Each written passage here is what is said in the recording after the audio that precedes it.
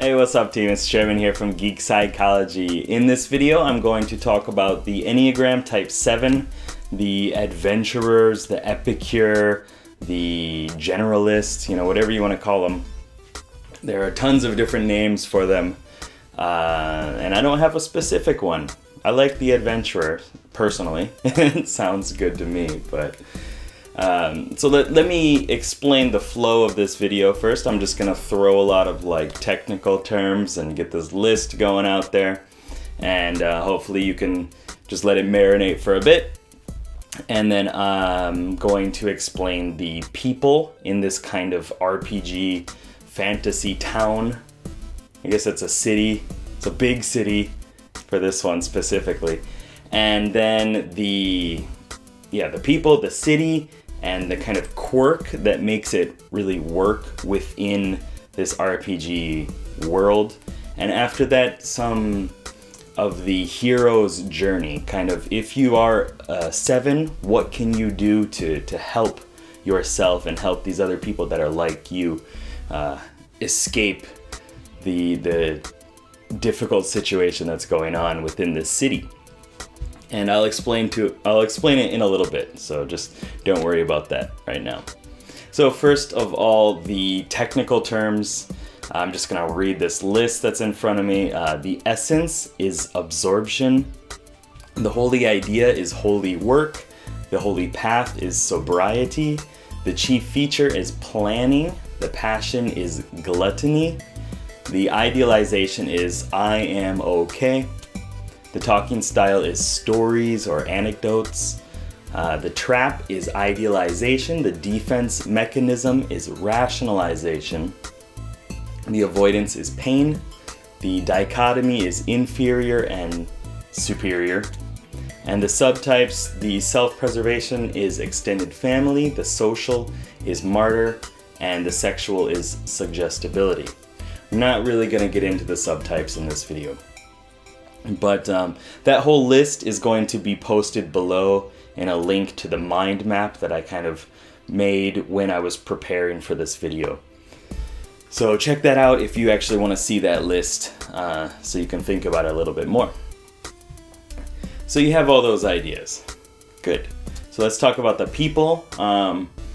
The type 7 is basically this really outgoing, eccentric, this is, a stereotype, but very friendly, they're active, they're energetic, they want the party to continue, they want things to keep going, they really just want to experience all of life, just more, right? They never want a dull moment, basically, right? So they have these plans and lists of things that they're gonna do, and if that doesn't go through, then they have the different contingencies and stuff like that, and just there's always going to be something to do, something to keep them entertained and to just eat all that life has. That's what that gluttony is about. It's not necessarily about food, although a lot of 7s apparently are really into food. My wife is for sure, and she's a type 7. But it's taking things in, just taking all of life in, all the foods, all the sensory aspects, all the ideas, the future, anything possible. And because of that, there's that one extreme of all those kind of good things, right? They're just a lot of fun to be around. But then there's also the kind of negative side when it goes too far. A lot of 7s can be kind of self-destructive. They're just, because they want to enjoy the next thing. So sometimes they push it a little bit too far, a little too much gas. They're impulsive sometimes, just they don't want to wait. They're ready to just keep going and just do whatever kind of feels right in the moment. They're sometimes considered undisciplined. If you're trying to take in all these different things and you get bored quite often, right? You're not going to have that time spent specializing. You're not going to have mastery hours in something because you're just you get bored with something, you go to the next thing, and then you go to the next one, then the next one. And this kind of brings out this restless kind of aspect of them, right? They're just always going. There's never that time to just relax and kind of settle into what's happening.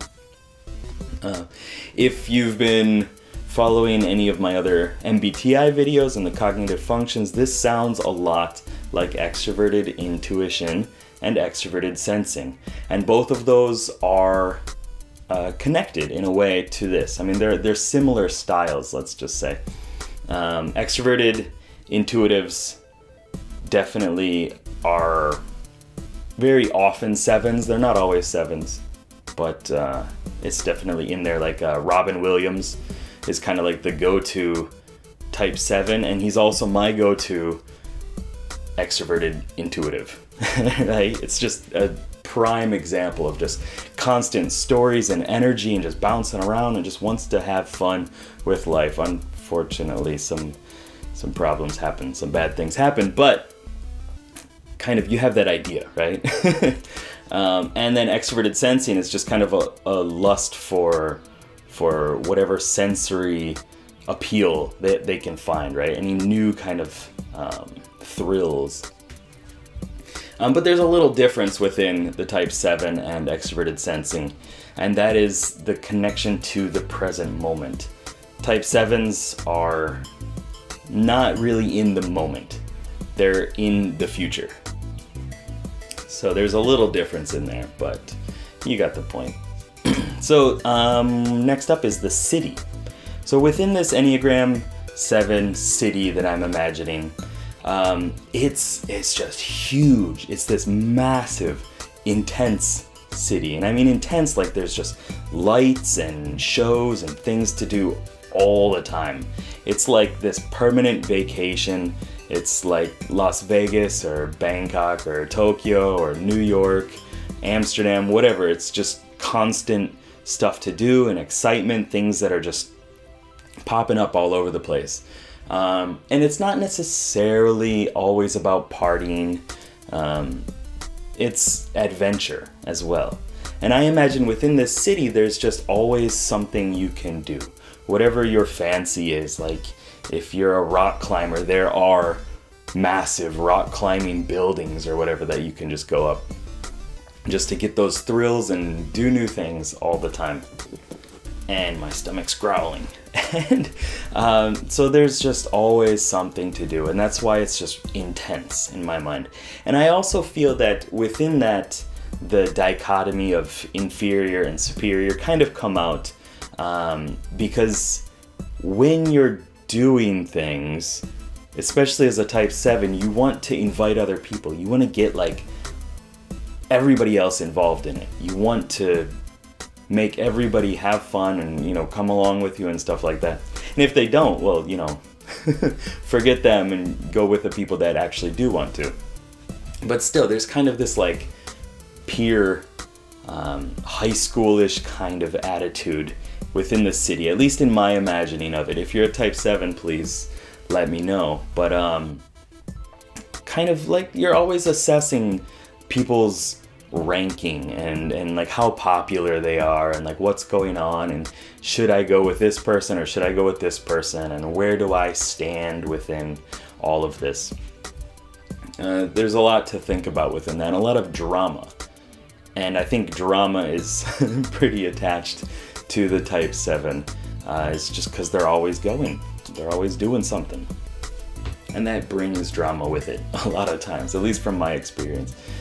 So they're running away from this boredom and like nothing entertaining going on and actually introspecting and kind of calming down. They're running away from that and running to excitement and something to distract them, something to just let them continue going and let them experience life.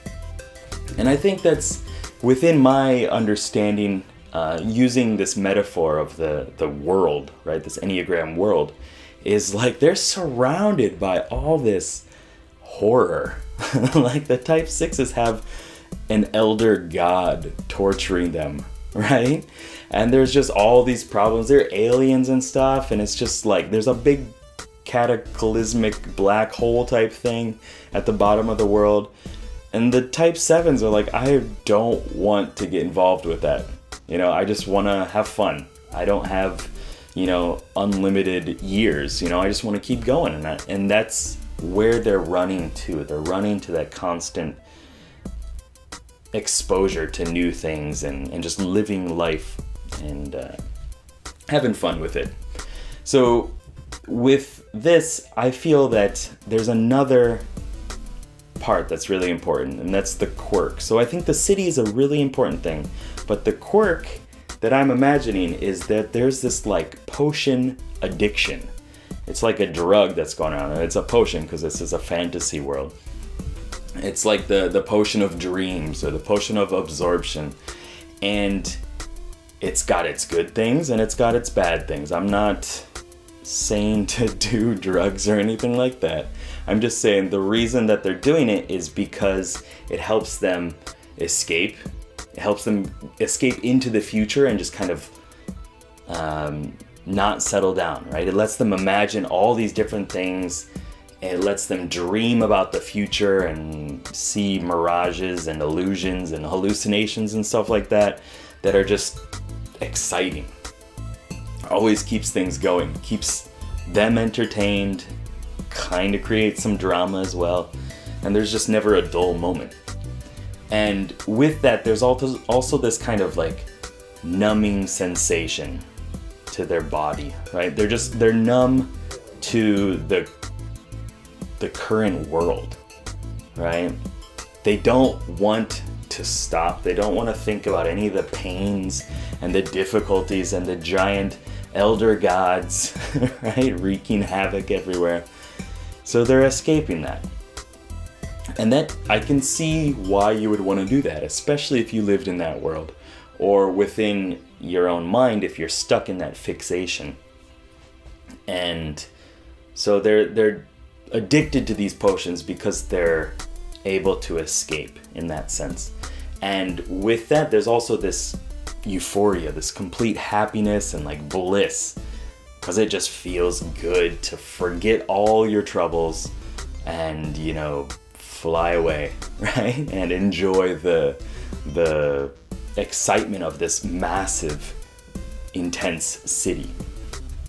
And one more thing within the potion, I feel that there's this competency thing where you think that you're so much better at whatever it is than the other people, and you're like, oh yeah, I could do that. Like, there's no problem. I got it. And that's probably not true. Or even with ideas, like somebody explains something to you that's really detailed and probably difficult to grasp, and you're like, oh no, I get it. It's cool. I'm fully competent, And I feel that that's part of the drug that they're on, this potion that they're just overly exposed to with all the lights and excitement of the city. And some of the big drawbacks of the potion are, one, it's addictive, right? They're just like, well, this feels good. Let me do it again and again. Not saying that type 7s are druggies or anything like that. I feel like I have to clarify this. This is just within the fantasy world, okay? I was watching a video when I was kind of prepping for this and trying to get a better understanding, and the lady was explaining that she doesn't drink a lot because she doesn't want the hangover the next day, and that's still living in the future, right? But I don't know if there would be a hangover within this potion. Never mind, I'm just gonna stop on this random rant. Okay, so another negative is that it's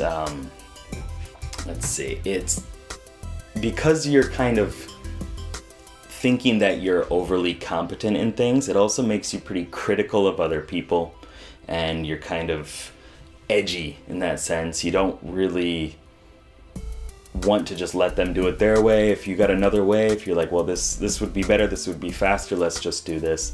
And you kind of nitpick on that a little bit. And it inhibits your introspection. Sorry, my camera's right in the way. Awful place to put it. It inhibits your introspection, and it just keeps you from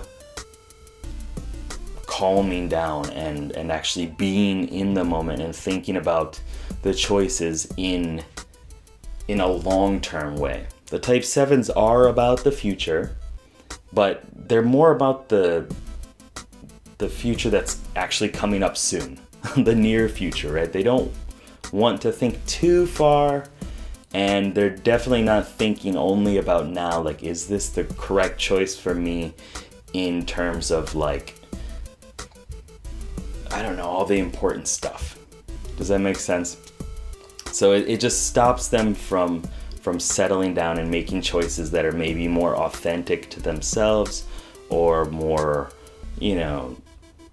factually accurate. And there's also a kind of mania that's attached to really overexposure to this potion. And mania will cause them to, like, well, first of all, it's like intense euphoria and then delusions and kind of overactivity. They just can't stop, right? It just keeps them going. But it's also this flight of ideas where it's just they always have these ideas going and they're just bouncing all over and they can't stop and just settle with one idea, because if they make one choice, that means all the other choices probably cease to exist, or cease to exist in that same sense that they once did. And there's this pressured speech, which is they just have all these ideas, they're trying to get them out, and then sometimes they can't quite connect all the ideas and just words are coming out and they're not, like, really tangible in that sense. Like, it's just like, what are you talking about? I can't figure this out, right? Because they're just always talking and they're kind of debating, was this the right word to say? Maybe not. This was probably the better word, but by that time, it's gone. Like, the train has sailed. The train has sailed on that. Maybe I have some pressured speech as well. And also anxiety. Just worry about the future and making the wrong choice in the future, or making a choice in the future that would lead to, bad things happening and eventually them not being able to live a fun life anymore, which is like one of the core fears of the type 7 is, like, to stop and not enjoy life anymore. And that's not good. I mean, you want to enjoy life. You only live once. Yeah. So for the hero, and if you are a 7, what you need to do, or if you're helping a 7, is to teach yourself how to just slow down, how to introspect more and think more about your decisions, and to just go inward. And when you go inward, things can get scary. You experience pain and all these problems, but that's how you balance it with the good stuff. It can't always just be good. You kind of have to settle down and think about, was this really the right choice? Is this where I want to go? Am I doing the right things? Am I helping the right people? And you can only get there when you take that time to just think and stop and just go slow-mo, right? And when you do that, you experience more of what's actually happening now, instead of in the near future, and instead of all these different ideas and possibilities. It's just like, this is the true experience. And it's awesome. It's awesome when you're actually connected to the real current moment. And you have everything. You have all the sensory thrills and all the ideas and all the possibilities by actually connecting to the current moment. And when you do that, yes, you're gonna close some doors. You know, you're not gonna have all the options, and you never did have all the options, right? It was an illusion. It was part of that potion, right? The potion of dreams. It gave you all these different kind of fake possibilities and mirages and delusions, and really you can only make one choice at all times. And hopefully the choice is to just be sober and really be in the moment and delay that gratification sometimes, because there are more important things that you need to do. So that is your goal as a type 7, you know, to save this city, to save yourself, is to just help people slow down and do something that's really good and not just exciting and fun, and kind of not be stuck within this idea of always planning the next move and trying to find the next exciting thing, and gluttony and all that stuff, and avoiding the pain of introspection. Just to be in the moment and be okay with digging deeper. Whew. So let's see, as an ally with a 7, like if you're in a relationship with a 7, if you work with a 7 or whatever, if you can help them get to that point of just calming down a bit and starting to introspect and realizing the benefits of that, it will eventually help them a lot. Don't force it on them, for sure, because if you're trying to do that, if you're trying to force it, they're gonna be like, don't bore me with yesterday's news or whatever, like let's just keep going. And I never want to think about all the pain and sorrow when life could be so good, right? So you kind of need to like slowly ease that into them. And obviously the more healthy a type 7 is, or any of these types, the less attached they are to that fixation or whatever the problem is, and the more able they are to make those correct choices to counter that, and to actually just exist and be in connection with everybody else in the world.